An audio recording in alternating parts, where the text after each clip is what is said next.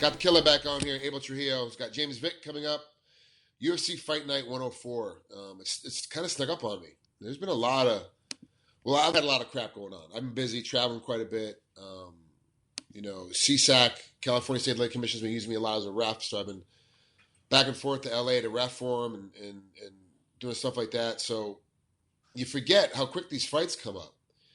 You had an opponent change. James Vick wasn't the original opponent. You had somebody else beforehand. How was the process, and how much did you have to change for James? Well, I was supposed to fight Evan Dunham, which is a southpaw, and he's more overall good. So I was mainly just working, overall stuff.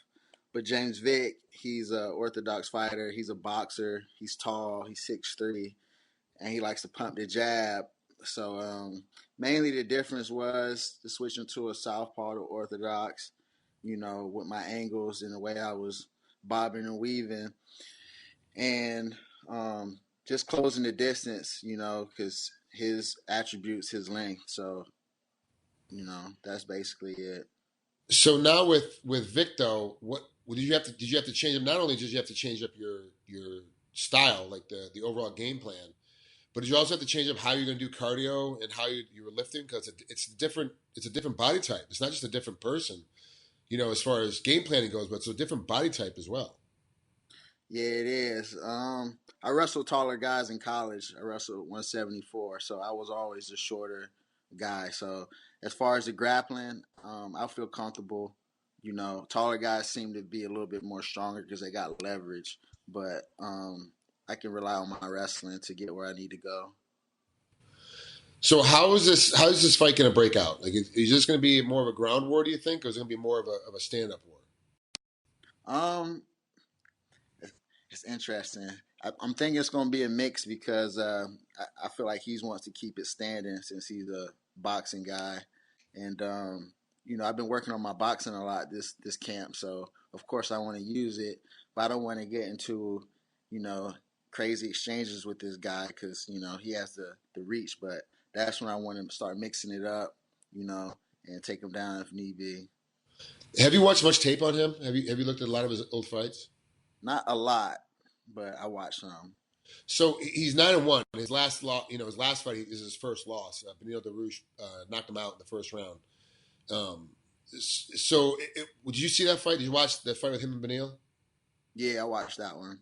Did he get caught in that fight, or was it a fact that Benito was able to outwork him and had better striking? I think it was a combination of both. Okay. Yeah, so I know. Go ahead. I know he got poked in the eye, and it kind of like reset, a little bit, and then, So this is your first time fighting this year, and there's been a couple of rule changes. How you qualify as a downed opponent, the hand positions for eye pokes, things like that. Has there been any conversation in your training room about how to handle these new rules? And as a matter of fact, I even got to ask, I'm not even sure if the commission you're fighting in Texas has actually adopted the new rules. I think they have, but I'm not positive. Do you know for sure? Nah, I didn't know about the eye poke one. That's good because he actually he likes to keep his distance and do that. Yeah. He's got a few eye pokes in his fight, so that's good to know. The other one was something about the down opponent, about two limbs being down or something like just that. One. So it's the bottom of your feet, and usually used to be you put one hand down, you're a down opponent, right? But then guys started playing this up and down game. I'm down, I'm not down, I'm down, I'm not down. It made it hard on the ref, but also made it hard on your opponent because he can't look down and see where your hands are at all the time. So it's like part of the fight is there's an assumption being that he's lifted his hand up, he must be an up opponent, I must be able to hit him. So what they've gone to now, instead of just one hand being down, now you have to have both hands being down to be a down opponent. Or a knee, an elbow, a butt cheek. If any one of those other things are down, you're a down opponent. Like that's what it is. So it's like for those people that are squatting on 2 feet and have one hand down and playing this game, like now you can't play that game. Both hands are down. If both hands are down, now you're down. If only one hand is down, you're up opponent, which means you get kneed to the head, you get kicked to the head. Like everything is still a go. Basically, what's happening is to adjust that rule because fighters are smart. Athletes as a whole play the rules to their advantage, and the guys that I refed this last couple of weeks, and the guys I've watched fight these last couple of weeks, have just been going to a knee. So they're on a knee and they grab a hand, and then now it's a different ballgame. So yeah, it's not that really that difficult, but it is one of the things you got to look for, And when you're dealing with a guy that's a striker that wants to try to keep it on his feet, he's going to play that game a little bit of am I up, am I down, because he wants to get back to his feet and get separation for striking as quickly as possible. Has there been any drills or any more stuff brought to light during your practices about these few new rules that have come into effect? Not really. I know one day Neil went over that rule and we did some, little drill for it, but he was still unsure about the rule to keep continuing to do it. But I think that plays in my favor because I'm pretty good at the scrambles and I'm pretty good at getting up first. So I feel like I can sneak a hard knee in the sternum somewhere or something like that.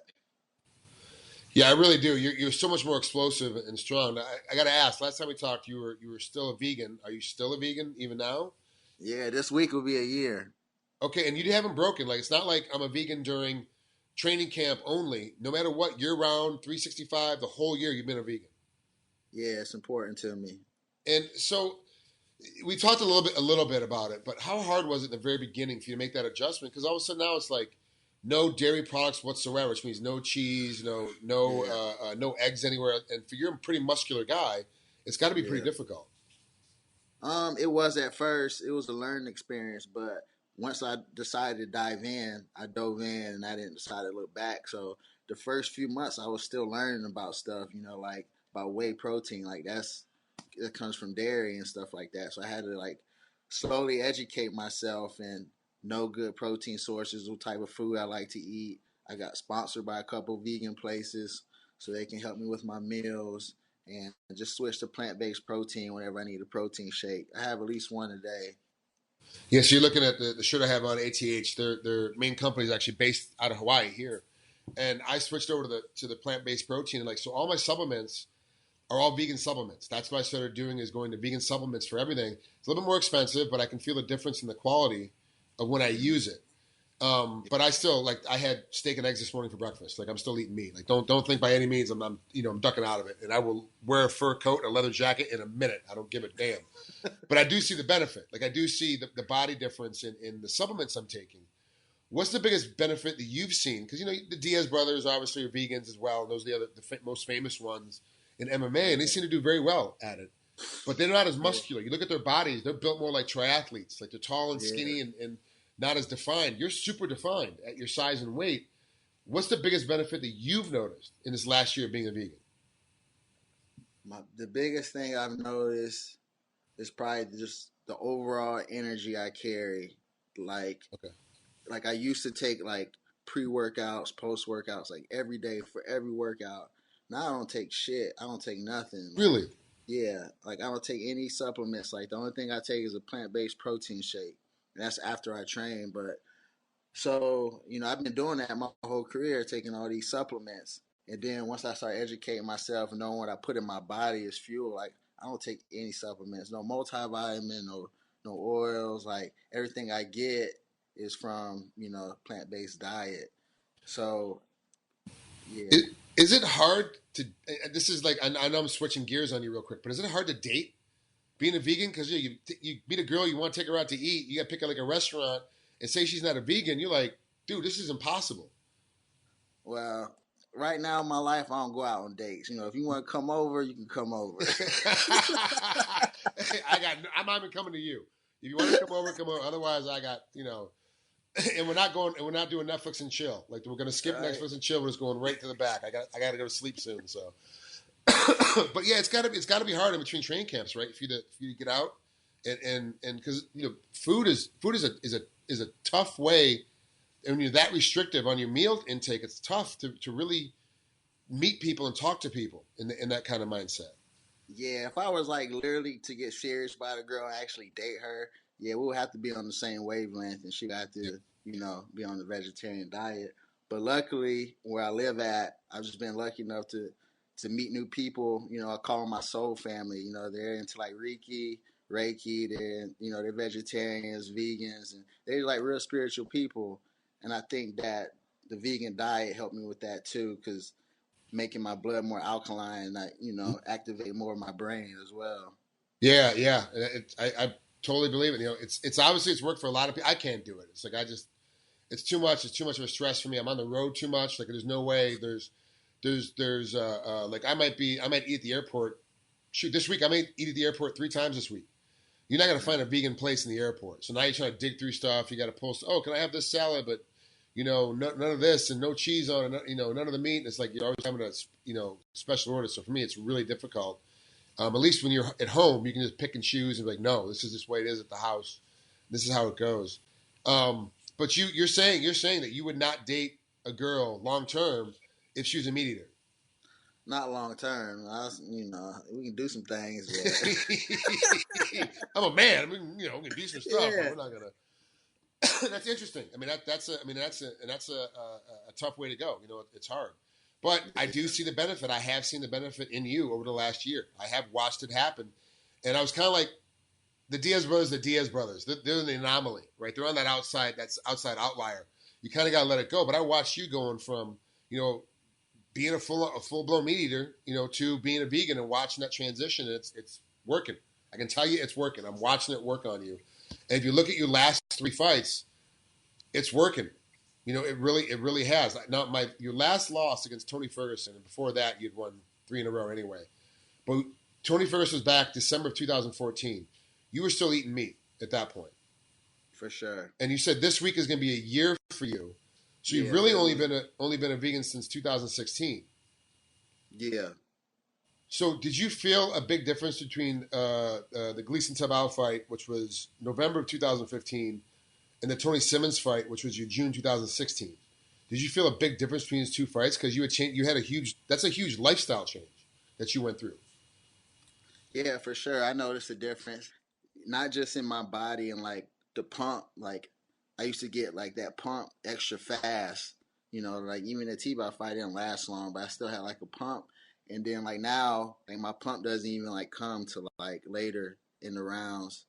And I just feel like I can just go more, and my overall energy, like just leading up to the fight, like like my attitude, like I don't want to sound too crazy, but like my aura, everything is just like I'm just lighter. I just feel better. The energy is just way better. What's your weight rate like right now? How much over are you right now? I woke up this morning at 170, so I'm about 170 right now. So about 15 pounds over, which is normal weight for that size person. That's about 15 pounds, about right. How much more body weight will you lose between now and time to make weight, or will it all be water weight? You're 15 pounds over, it's going to be water weight from here on in. Nah, I don't like to lose more than 10 pounds of water weight.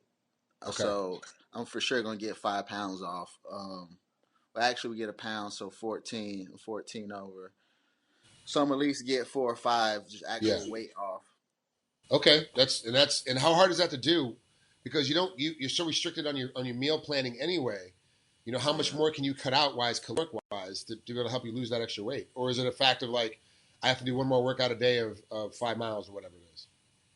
Yeah, man. You know what? I'm still learning, but right now I feel good. There's certain days where I don't feel as good when I wake up, but then I have to eat, have a protein shake, and I feel way better.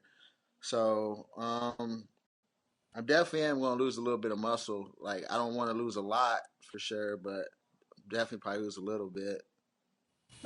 All right, I like it, Jack.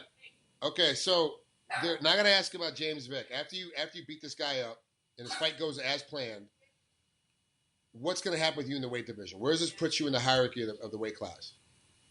Well, after I beat this guy, for sure in the top 15.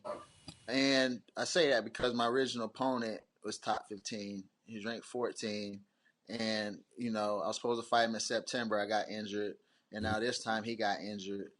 So it was just kind of like it wasn't meant to be. But maybe not him specifically as the opponent. But I definitely think after being in UFC for 5 years and, winning, this would be 4 fight win streak. I think I would deserve a top 15 guy.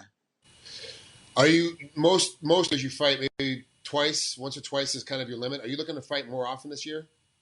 Yeah, for sure. Okay. I had one year I was just getting banged up with injuries, Yeah. but for sure, if I could fight 4 times this year, that would be amazing.